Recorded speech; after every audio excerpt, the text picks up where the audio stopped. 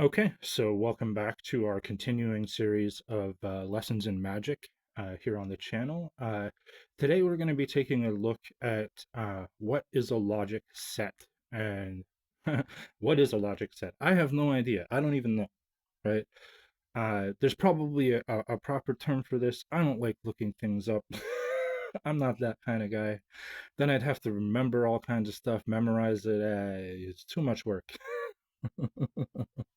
So today I'm going to show you what a basic logic set is with a deck of cards, as far as I know, as far as I understand.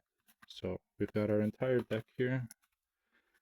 As I have said before, I'm not a magician. I don't do prestidigitation. So if you're expecting me to suddenly start whipping out some real card magic here on the channel, you're probably going to be disappointed. But hopefully I can still show you something interesting nonetheless. So we've got here our four suits. They're completely uh, organized, right? I'm split up into the suits. And so I don't even, I'm not even going to claim to know what it is that I'm talking about here, guys. Just to be perfectly clear, right? I'm just going to lay out some stuff that I've been looking at as far as like when we think about how we answer questions in life. What I mean is like what does our brain even do when we ask and answer a question or we like weigh different options inside our brain and choose to make decisions and how do we operate in life and stuff like that. And what we do is we use logic sets. It's like a basic algorithm that your brain uses where it's like, oh, okay, I have to weigh these two things against each other. What do I have to do to properly weigh those two things against each other to make sure that I can get the correct answer when I get to the end? Should be a fairly simple process to try and figure out how it is you're supposed to figure out things. What's the proper way to like put two things together? And so I don't even know. I don't even know how you would even work this out mathematically. I'm sure there's somebody who knows what the perfect poker hand is, right? I don't even know if that's Dorothy or the Wicked Witch of the West, right? Or if that's Toto, right? That could be, right? That could be your Dorothy and your Toto, right? I don't know. What does the house have? I don't know. I don't know. I'm just throwing cards out on the table, right? These would be good poker hands. You'd get them and you'd be like, oh, can I go up against them? Theoretically, if this is what you pulled. Now, as I said, I don't like gambling, right? I'm not a gambler. I'm more of a rambler, right? I like telling stories rather than trying to bet against God because that's a bad idea as far as I know. So as far as I know, right, the rest of this deck is supposed to be shuffled, right? It's not supposed to be in order because we're supposed to have been playing cards, right? We're supposed to have put in our ante. So what I'm going to suggest is that this is the question that we're asking. There's two sets of questions. It's like, here's the two pieces of information that I have here that I'm like, could be one of these. Here's the two pieces of information that I have there where I'm like, could be one of those. And then you make a decision between those two things, right? And this is just an example. I don't know. I don't know. Maybe I should put the Wicked Witch here, right? I don't know if she's the Wicked Witch. That's the thing, too, right? I don't know how they did the symbolism, but I do know that you get three cards on the flop. There's our flop. Random flop, right? Now, how do we analyze that to figure out whether we have a good hand, they have a good hand, whether we're in a good position, they're in a good position, right? Because from our position, we can't see these cards. We don't know that that's what he's got, right? When we're playing actual poker. right? But for the purposes of what we're doing, we're going to assume that we can actually kind of see those, have an idea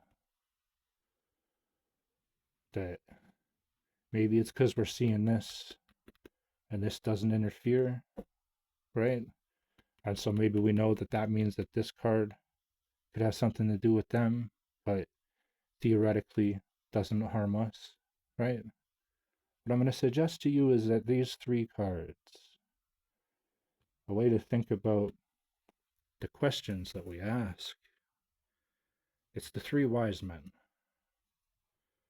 right? You got hear no evil, speak no evil, and see no evil, right? Those are the three wise men. The reason they're the three wise men is because if you use them analytically, they can tell you things about what the nature of reality is, right? What that means is, what does the thing say when we remove ourselves from the equation? What does it say all by itself, right? Right? Hear no evil, speak no evil, see no evil, right? I think each of the cards has to pass those three tests. I don't think it's like an individual, this one's hear no evil, see no, but you could maybe you could assign them, right? You're like, well, I see no evil in this direction because this is working out for me, you know? But I don't hear any evil coming from the other cards, right?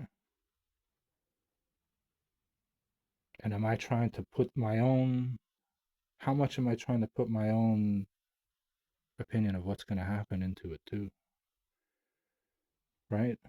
Those are the things that you have to eliminate. You have to eliminate what you think about it that you're trying to put onto it. You got to eliminate what everybody else is trying to put onto it. So you got see no evil, right? See no evil means that you're not trying to look for something out of it, right? Speak no evil, right? You're not trying to tell it what it is. And hear no evil means you're not trying to let them tell you what it is either. You got to let it speak for itself, right? Now, what does that mean as far as a card game? This is what I was explaining. I have no idea.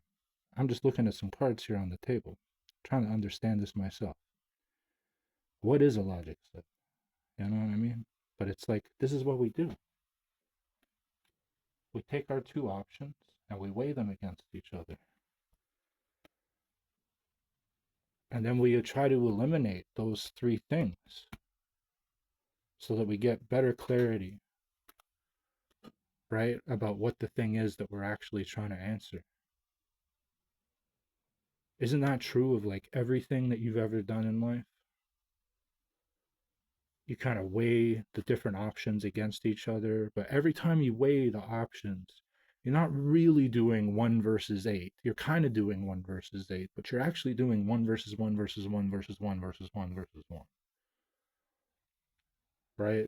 You just do it quickly enough that it feels like you're getting through it. But if you actually put it out linearly, it takes you time to get through all those decisions, right? Like you're doing them all one at a time. When you make something, build something, go and do something anywhere, plan something, you know what I mean? You're always, always, always weighing the decisions between two options and trying to eliminate like a lot of that stuff, right? Because you're trying to be like, well, what do I want to be when I grow up? I don't want to have to listen to what everybody else says. You got to look and see, like, oh, okay, well, I got to look and see what I see in the world for myself, right? But I also got to let it not just like completely tell me what to do. I have to be able to make my own decisions and work my way between all the stuff because there's some stuff that tells you the truth and there's some stuff that lies to you. You know what I mean? And so I'm just trying to do from a visual perspective to break it down to the point where it's like these are the things that you're doing in your brain all the time, all the time. It's like your natural algorithm, right? And you're always kind of betting against the universe, against God, against reality. You know what I mean? You're trying to make your thing be the correct one because you want to win, right? You want your version of reality to work out. But that means you're biased towards that sometimes, right? Maybe sometimes that's the correct answer, right? So when we look at all of this, we do all of this, right? And then we come up with our answer that's like, well, now what is all of this versus the alternative, right? That's the one that we got to look for and be like, what does this say about it? You know? Because we have our opinion, right, about reality. And now we got to look at the alternative. We got to be like, okay, what does that mean? What does that say? It's kind of like the devil's advocate. You know what I mean? The thing where you're supposed to be critical of your own process, your own ideas, and be like, how does this all fit together? Right? I think that's why they call it the turn, right? The turn of reality, the turn of things back on you. You know what I mean? It's like things don't always go your way, right? But in this case, looks like it lines up with us in our suits. That's a low card, so who the heck is looking for that anyways? Unless you're trying to get like triples or quads or something, but you're not going to get it with any of these cards. So unless you're holding two twos, you know, I think we're all right, right? But what do I know? What do I know? I'm just trying to do a visual representation of reality, right? And then you get the river. Down to the river to pray. Now, that's interesting, isn't it?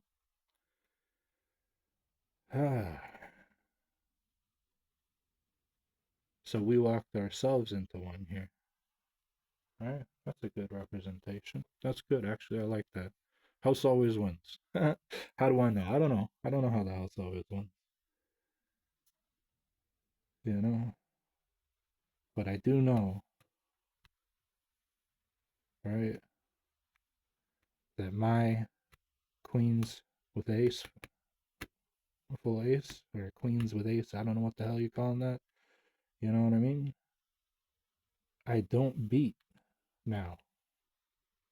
There, 10, jack, queen, king, ace, straight,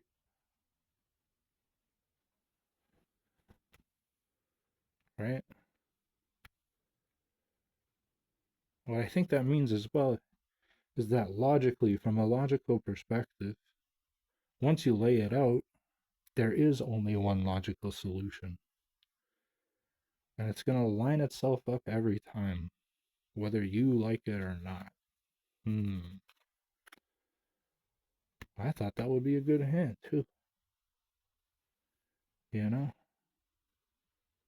Interesting. You know what I mean? I'm just doing this here on the table to show you guys, right? I didn't even get the answer that I thought I was going to get. So is this a bad omen? Is this telling me, better watch out? I don't know. Because, see, I don't play cards either. I don't do any of this stuff. I'm terrible at poker. I'm terrible at poker because I always give away my hand. I'm always like, well, I know I want something here, and then everybody can actually read you, right? Because you actually have intent at that point. Because playing poker, it's not so much about the cards as well, right? Because you can win by bluffing, or you can fold at different times. You could be like, ah, I don't want to play these cards anymore. Put them off to the side. You can think about it later, right? We do that sometimes with problems in life too, or theories or thoughts, or our opinions about the world, stuff like that. But I'm just going to put these guys back here for just 1 second, just so we can look at them again the way that they were. Right? Down to the river to pray, eh? That's a good song. You know, I wonder what you pray for in the river. You know, the right answers, right? Oh. Now, I left the jokers and the fool out here just to remind me, you know what I mean, that random chance and luck are also at play, right? That's why I don't like gambling. Because I thought I had a sure thing there, didn't I? You know what I mean? I would have gone all in. And there it all goes. Right? And so what's the lesson? Yeah, I don't know even know. Right? But we're gonna talk about this idea more. We're gonna try to explore this idea more here on the channel. Because as I mentioned, we have Dorothy and Toto, right? Somewhere out there there's the Wicked Witch of the West, right? There's the Straw Man, right? The Tin Man, the Cowardly Lion, right? They're trying to get to Oz. You know what I mean? By asking the wizard questions, you got to make it past the Wicked Witch. Maybe that's the Wicked Witch, right? So it would be really fun if I understood any of that any better than I do. But currently I don't. But I am going to explore the idea deeper of that, as well as, hey, Mary and Joseph and the three wise men, right? What those motifs and allegories may stack up to or line up to, right? But just to always remind ourselves that, you know, you can't predict everything, right? Or if you did, you wouldn't like it very much. I think that's another lesson to learn, right? Is that once you start looking at the universe and you have to include things like random chance and luck in it, it's like the reason I'm bringing this up is because I don't want to be the guy that tells people that there's such a thing as like universal luck, cosmic luck, bad luck, good luck, all those kinds of things. Because there's implications to that. You know what I mean? Telling somebody that you have cosmically bad luck. It's just the way it is. There's nothing you can do about it. Sometimes the cards it just isn't in the cards, right? And reality has a fun way of throwing these into the mix, right? And then where are you? You know? The only way that you can make it through that stuff, right? Is to be sure of what you have too, right? Then you can get blinded too, believing that those things maybe represent reality as well, right? You got really lucky, but you think that, you know, that's just how it works for everybody, right? Because when I put these here, I don't know, do I get a better hand? What does he got? He's got a straight flush, right? 10, Jack, Queen, King, Ace, and hearts, right?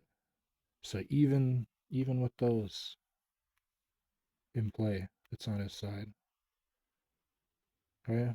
What if I put 1 in? Does that change it? Right? If you only had one random chance and luck that, this one's out of play for at the moment, got really lucky.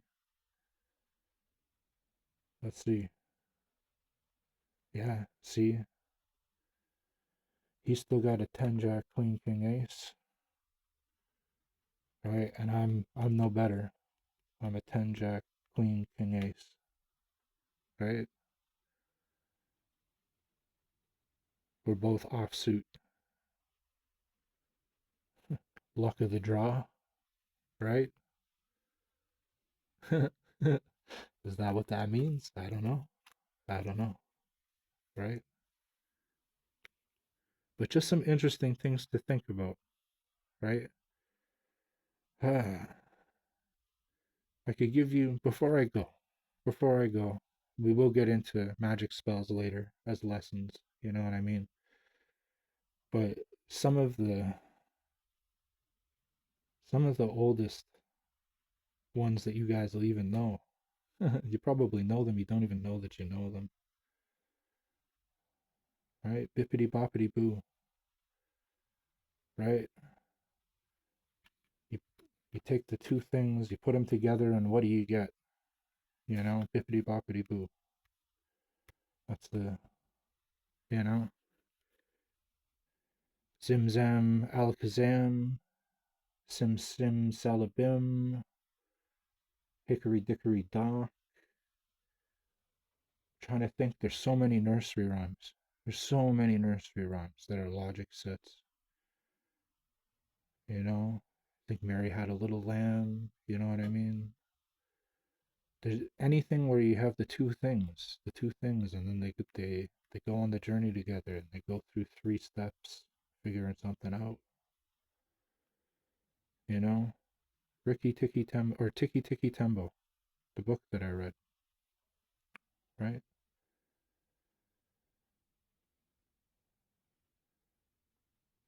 Tiki Tiki Tembo. So Tiki Tiki Tembo, Nosa Rembo, Charberry, Gooseberry, Pipberry, Pembo, right? It's like a little sing song thing to help you remember that you have the the two logic set, the 3 steps that it goes through, right? Put them together, what do you get, right? I don't know the words to bippity boppity boo, right? If I would sing it for you. But, you know, so,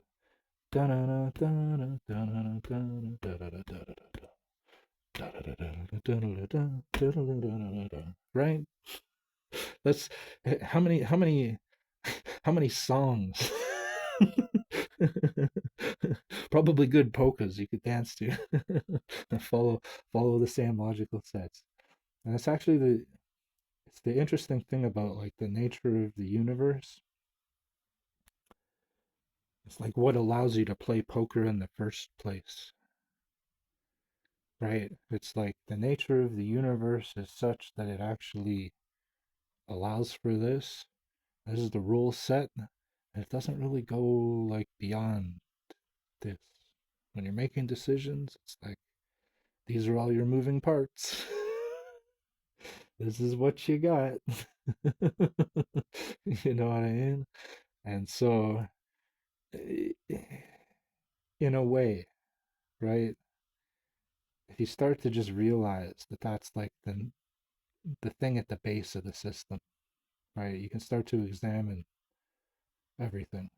That's what humans have done over history. Because what this is like the rudimentary scientific process.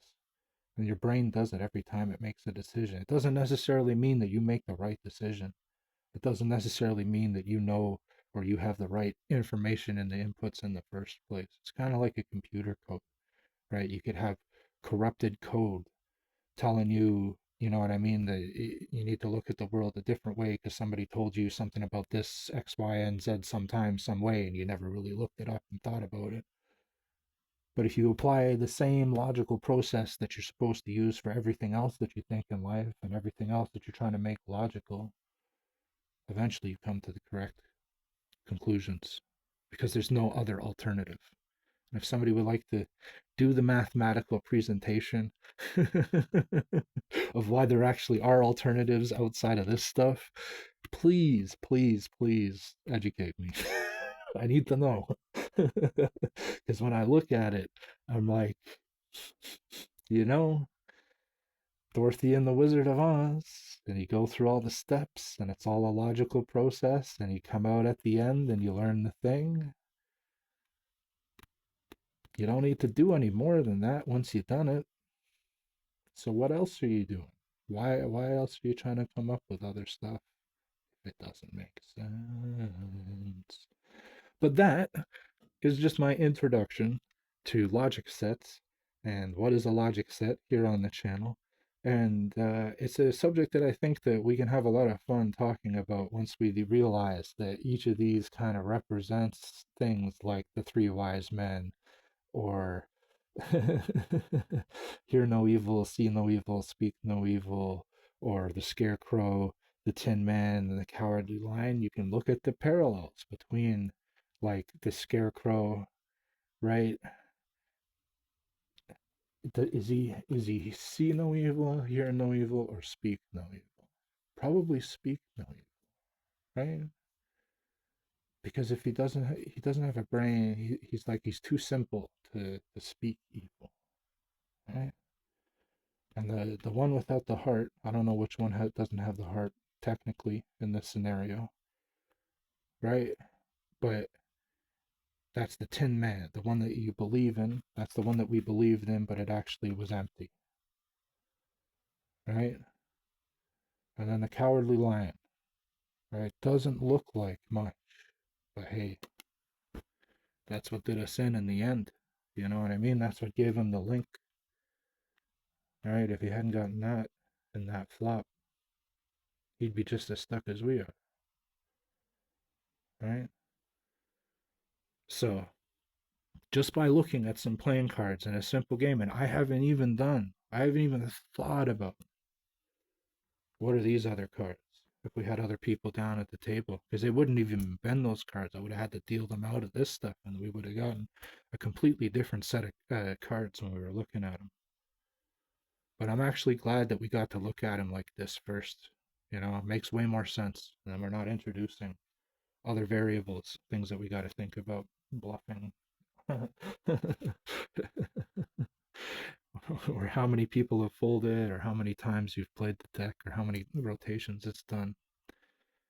Because we don't do those things in life. It doesn't make sense to think about decision making in a perspective where it's like, wow, how many decisions have I made today?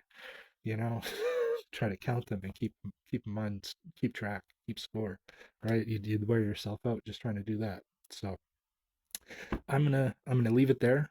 Uh, hopefully that is a broad enough understanding of maybe some of the stuff that we're going to be talking about here as we go deeper into lessons in magic. And if you liked that and would like to continue and do more here on the channel, just hit that subscribe button, leave me a like, a comment, and a thumbs up. And hey, we're all here doing the thing. And if you found this entertaining at all, you know, glad you're here. And we'll see you next time. Love you guys. Have a good one.